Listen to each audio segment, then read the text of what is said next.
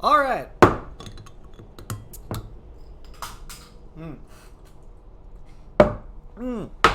Welcome to Stab Daddy Triskael Explains the Raid, or also known as Drunk Triskael Explains the Raid.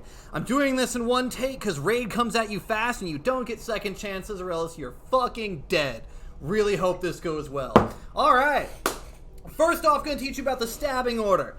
This fuck down here at the bottom, Nathria. He's at the top of the list, but to get to him, we gotta get past the haters and his pets and kill them first. First up on the list is Rouge the Bat. She's in a horny jail. She got 2 stages she'll alter back and forth between. You start in stage 1, where she flashes you. You don't want to look. Trust me, that's how you become a furry. Hide from it, don't look, or else you take damage. But when she flashes you, because she's a furry, everybody bleeds. So you want to all stack up into one big pile so you don't get blood everywhere. Trust me, it's messy. Not a good time.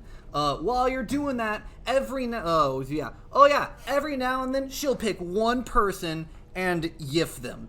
You can't save them. Just spread out so they're the only person that gets hit by it, and maybe book them for some therapy afterwards. Every now and then she'll do a frontal cone slap on the tanks because they don't treat her the way she deserves to be treated. Stay behind her so you don't get slapped by it, and also because that's where the ass is. And she has raid-wide damage every now and then. That doesn't matter. Blind swipe, that's the slap. She's got some tank mechanics. I don't care. If you're a tank and you're watching this video, watch a different video. You need someone who's sober to explain this shit to you, I promise. Stage 2, she goes prowling for hose. She'll keep flashing you, so you gotta keep hiding. That still drops the blood. She'll also, and she goes prowling for hose when her blood hits 100, so be ready for it. If she finds you while prowling for hose, she'll yiff you so hard that you die instantly. No amount of therapy can save you. You're just, bam, furry. Gon can attest. He got yiffed once, furry the rest of his life. God help you, Gon.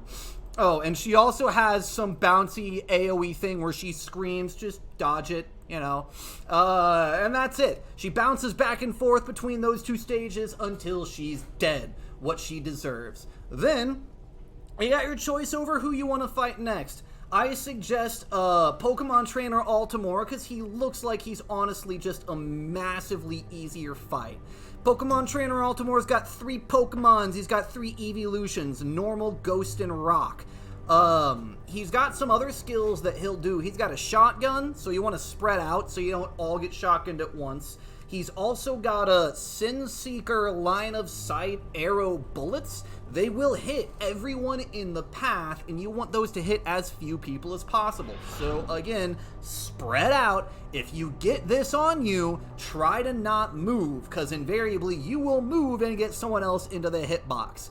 If you do not have this debuff, it is your job to move out of the way. Alright?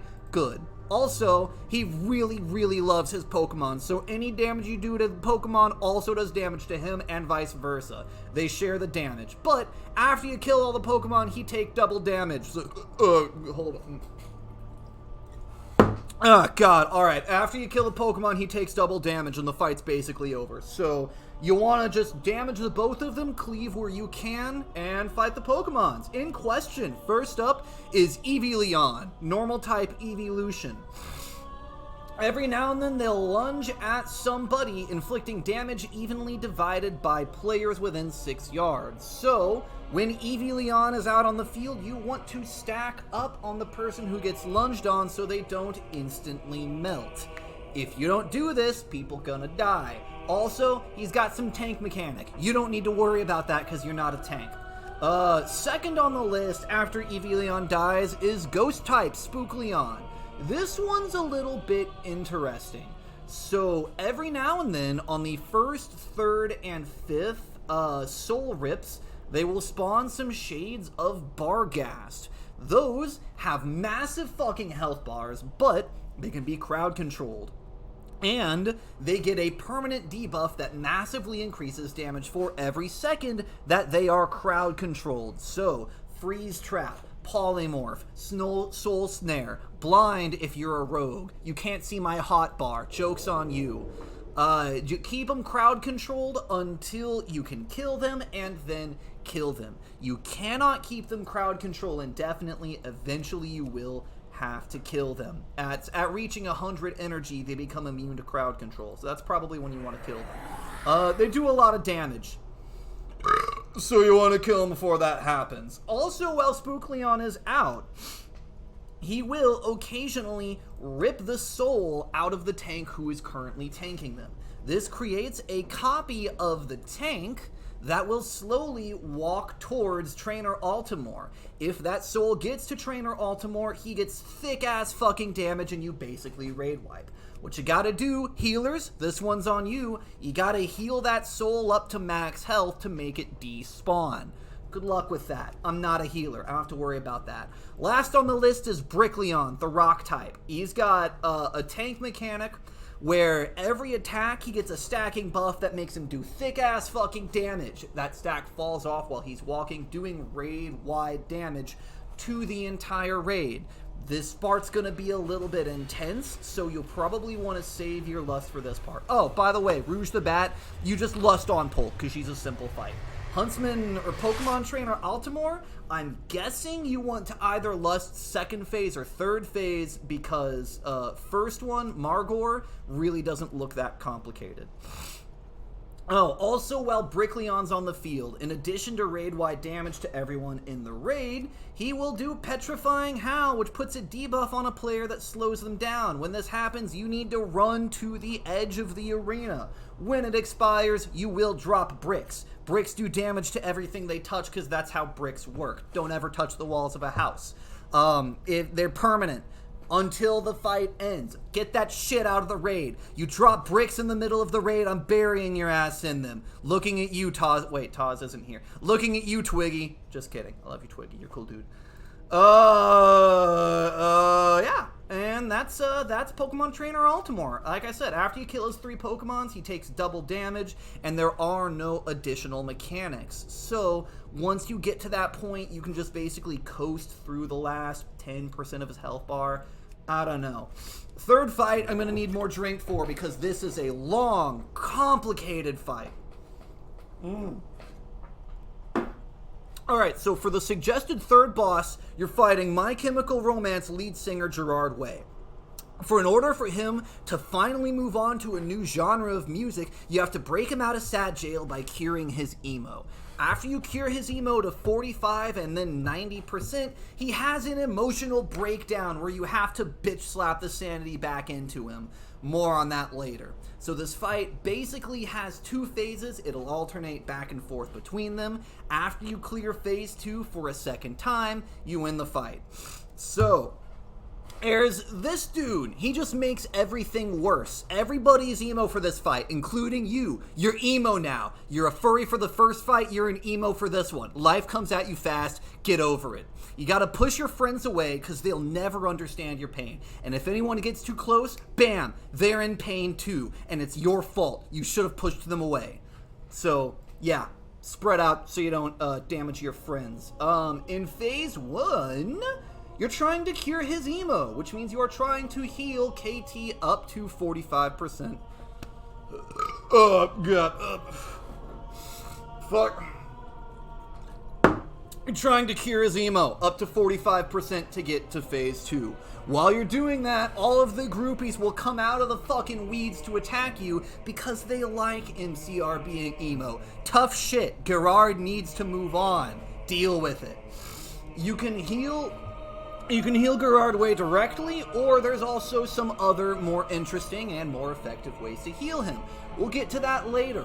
Groupies. There's 5 different kinds of groupie. Each has their own different flavor. They're all a pain in the ass. Kill order is in this order. Infusers are at the top of the list. They will hurt Gerard if he is sane, or heal him if he is emo. Either way, you really don't want that because it just makes the fight take a lot longer. They're top of the list. Also, they drop something when they die. More on that later. Second, occultist, they've got fucking shadow mark or something. They amplify the emo. Everyone becomes more emo. Everyone takes more damage. You don't want that. Interrupt them. Cleanse it, maybe, except you can't because it hits everyone. Just kidding. Interrupt it. Kill them quickly. I think they also drop something when you kill them, but more on that later. Vanquishers. This is a tank mechanic. They put hard damage on the tank that stacks. Tanks, again, just, what are you doing? If you're a fucking tank and you're watching this video, my god, you god help whatever raid you're tanking for, because they're gonna fucking wipe. They've also got, what the fuck is this? Concussive Smash.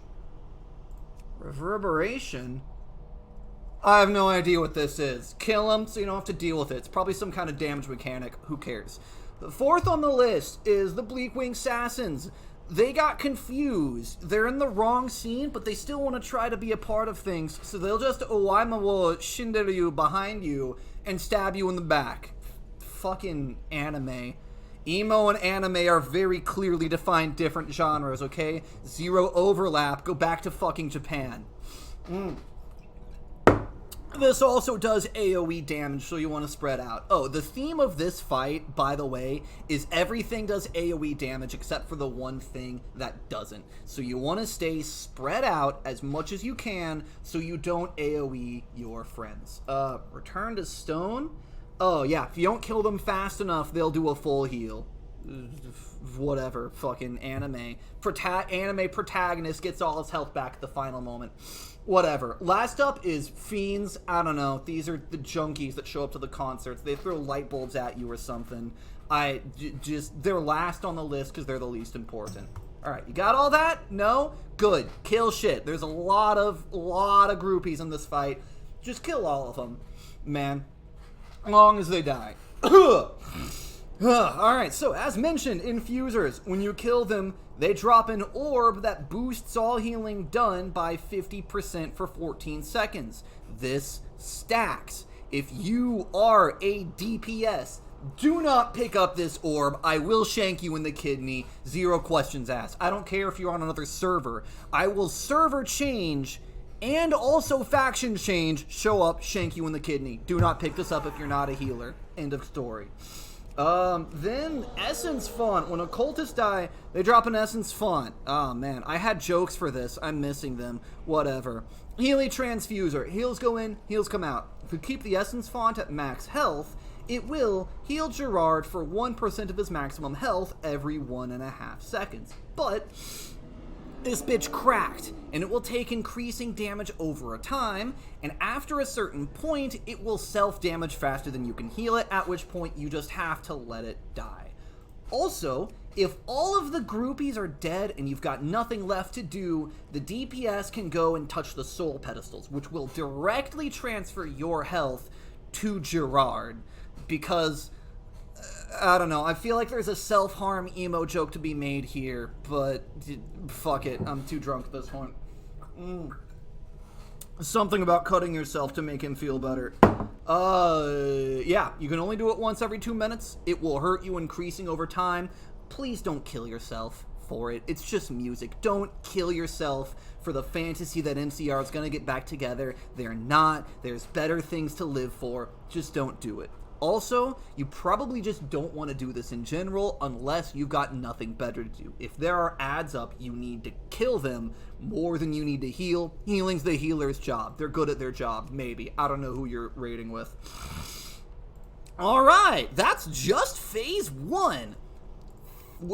After you cure 45% of Gerard's emo, he'll have an emo attack, and he'll go super spooky and mean, and he'll start reliving all of his greatest hits from his discography. You absolutely want to kill all of the ads as quickly as possible at this point, because it is very difficult to deal with the shade and the ads at the same time. Don't even try it, just kill the ads. It might be a good idea to save your lust for this first pop of phase 2 for a couple of reasons. Number one, don't try it. You can't cure his emo if he's having an emo attack. Just don't try. Also, man, he's emo, it sucks, but them songs fucking fire! And some of them tracks so lit, they set the stage on fire. And that fire never goes out. Just like the fire in our hearts will never go out for you, Gerard. I didn't say that aloud. You didn't hear that. You don't have it on record. Fuck, I was hoping this would only be a 10-minute video, but god damn, this third fight's long. Okay, so, some attacks will leave permanent fire zones on the field. You want to try to spread these out, keep them in the corners, and basically burn through this phase as fast as possible to minimize the volume of fire everywhere. He's got a tank mechanic. It's a frontal cone burst of damage. Do I have a joke for this one? No, I don't have a joke for this one. Stay behind him is, again, the ass is where it's at. It's facts. He's got Ember Blast. Okay, so you know how I said you want to stay spread out for everything except for the one mechanic where you don't want to spread out? Ember Blast is the one mechanic where you don't want to spread out. Okay? This is Sing off of the Killjoy album, and you need at minimum 6 people in your support group to get through it. Not really. The number's a little bit arbitrary, but he'll apply 6 stacks of a debuff split between all players hit, so having 6 people there means they each get 1 stack. That also means you'll take about half your health bar and damage, so have a defensive ready for this. If you're a rogue, again, you can't see my hot bar, but I've got Faint, Crimson Vial, and Fleshcraft. You best believe I'll be popping all 3 of those if I have to soak this. Oh, and that leaves fire, so try to run it out. Also, at 100 energy, he drops the G-Note. Massive fucking frontal cone damage because it's the G-Note, and it instantly causes agony to everybody who hears it. It's like 3d6 psychic damage on a single note. It's really insane how much damage that does. Yeah, be ready for this. Tanks, if you can, try to point him towards the nearest wall when he does this, because this will also leave fire everywhere, and you really don't want to have too much fire everywhere. Also, while all this is going on, the ghosts of the fabulous Killjoys will be chasing you around in Phoenix form. They will just light fires wherever they go. If you kill them, you can't kill them forever. Legends never die. You can't kill ideas. You can't kill memories. You can only kill the people who embody them. And the Killjoys will never die.